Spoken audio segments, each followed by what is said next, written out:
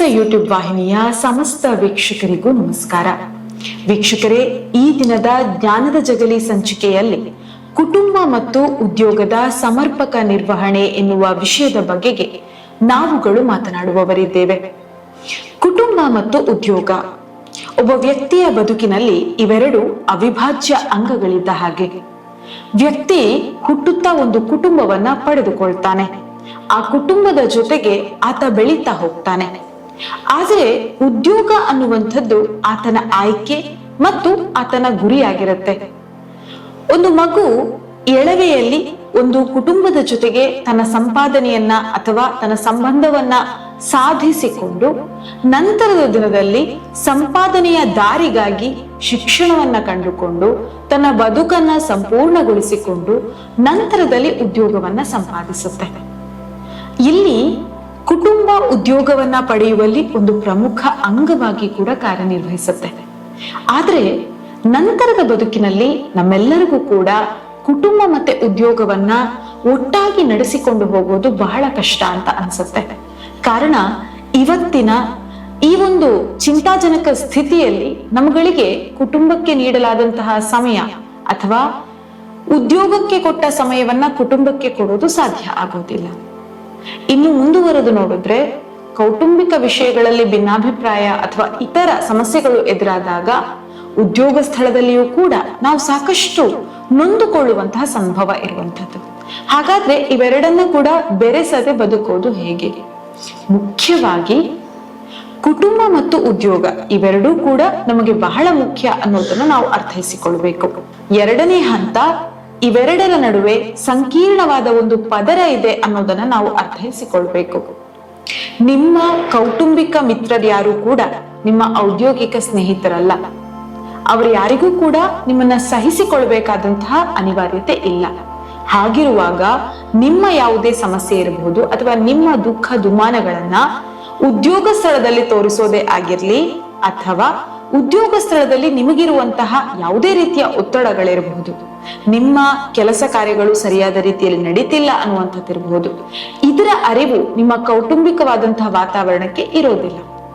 ಹೀಗಿರುವಾಗ ಕೇವಲ ನಿಮ್ಮ ಒಬ್ಬರ ಜೀವನದಲ್ಲಿ ನಡೀತಾ ಇರುವಂತಹ ಈ ಘಟನೆಗಳ ಅರಿವಿಲ್ಲದ ನಿಮ್ಮ ಮನೆಯವರನ್ನ ನಿರಾಸೆಗೊಳಿಸುವಂಥದ್ದು ಅಥವಾ ಅವರ ಮೇಲೆ ಕೂಗಾಡುವಂಥದ್ದು ಯಾವುದೇ ರೀತಿಯಲ್ಲೂ ಕೂಡ ನಿಮ್ಮ ಉತ್ತಮವಾದ ಜೀವನವನ್ನ ಪ್ರೋತ್ಸಾಹಿಸೋದಿಲ್ಲ. ಹಾಗಾದ್ರೆ ಏನ್ ಮಾಡಬಹುದು?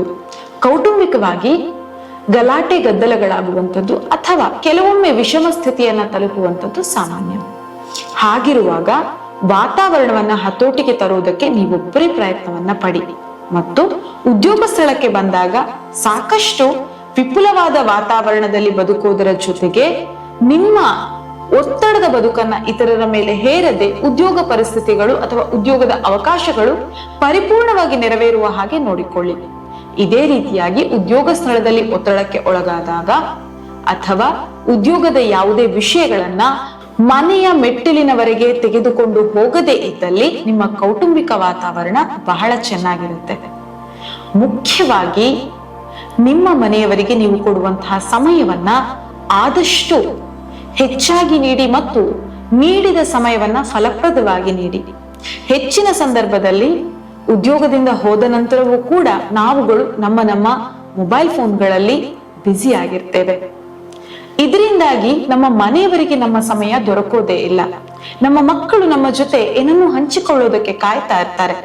ಖಂಡಿತವಾಗಿಯೂ ಈ ದಿನ ನಮ್ಮ ಮಕ್ಕಳಿಗೆ ಸಮಯವನ್ನ ನೀಡುವಲ್ಲಿ ನಾವು ಸೋತ್ರೆ ನಾಳೆಯ ದಿನ ನಮ್ಮ ವೃದ್ಧಾಪ್ಯದ ಹೊತ್ತಿನಲ್ಲಿ ನಮ್ಮ ಮಕ್ಕಳಿಗೆ ನಮಗಾಗಿ ಸಮಯವನ್ನ ಕೊಡಬೇಕು ಅನ್ನುವ ಭಾವನೆ ಬರೋದಿಲ್ಲ. ಅದಕ್ಕಾಗಿ ಮುಖ್ಯವಾಗಿ ನಿಮ್ಮ ಉದ್ಯೋಗದ ಒತ್ತಡಗಳು ಏನೇ ಇರಲಿ, ಕುಟುಂಬಕ್ಕೆ ನೀಡಬೇಕಾದಂತಹ ಸಮಯವನ್ನ ನೀಡ್ತಾ ಬನ್ನಿ. ಅದೇ ರೀತಿಯಾಗಿ ನಮ್ಮ ಬದುಕು ಬಹಳ ಚೆನ್ನಾಗಿ ನಡೀತಿದೆ ಅನ್ನೋದಾದ್ರೆ ನಾವು ಮಾಡ್ತಿರುವಂತಹ ಕೆಲಸ ಅದಕ್ಕೆ ಮುಖ್ಯ ಕಾರಣ. ಆರ್ಥಿಕವಾಗಿರ್ಬಹುದು ಅಥವಾ ಸಮಾಜದಲ್ಲಿ ಒಂದು ಸ್ಥಾನಮಾನವನ್ನಿರಬಹುದು, ಆ ಉದ್ಯೋಗ ನಮಗೆ ತಂದು ಕೊಟ್ಟಿದೆ ಅನ್ನೋದಾದ್ರೆ ಅದಕ್ಕೆ ಸಾಕಷ್ಟು ನಿಷ್ಠೆಯಿಂದ ಇರಿ. ಸಾಧ್ಯವಾದಷ್ಟು ಉದ್ಯೋಗ ಮತ್ತು ಕುಟುಂಬ ಎರಡೂ ಜೀವನದಲ್ಲಿ ನಿಮ್ಮ ಜೊತೆಗೆ ಜೀವಿಸುವ ಇತರ ಜೀವಿಗಳಿಗೆ ಆದಷ್ಟರ ಮಟ್ಟಿಗೆ ನೆಮ್ಮದಿಯನ್ನ ನಿಮ್ಮ ಕಡೆಯಿಂದ ನೀಡುವುದಕ್ಕೆ ಪ್ರಯತ್ನ ಮಾಡಿ. ಹಾಗಿರುವಾಗ ಈ ಎರಡೂ ರಂಗಗಳು ಕೂಡ ಉತ್ತಮವಾಗಿ ಚಲಾವಣೆಯಾಗುವುದು ಸಾಧ್ಯ. ಇವಿಷ್ಟೇ ಅಲ್ಲದೆ ನಮ್ಮ ಕುಟುಂಬ ಜೀವನ ಅನ್ನುವಂಥದ್ದು ಸಂತೋಷದಾಯಕವಾಗಿ ಇರುವಲ್ಲಿ ಸಹಕಾರವನ್ನು ನೀಡ್ತಾ ಇರುವಂತಹ ಉದ್ಯೋಗವನ್ನ ಗೌರವಿಸಿ. ತನ್ಮೂಲಕ ನಿಮ್ಮ ಮಕ್ಕಳು ಕೂಡ ನಿಮ್ಮನ್ನ ನೋಡಿ ಕಲಿಯುವಂತಾಗ್ಲಿ. ಅಪ್ಪ ಎಷ್ಟು ನಿಷ್ಠಾವಂತ ಉದ್ಯೋಗವನ್ನ ಹೊಂದಿದ್ದ ಅನ್ನುವಂಥದ್ದನ್ನ ಮಕ್ಕಳು ತಿಳಿದ್ರೆ ಮುಂದಿನ ದಿನದಲ್ಲಿ ಅವರ ಗುರಿಯೂ ಕೂಡ ಅದೇ ಆಗಿರುತ್ತೆ.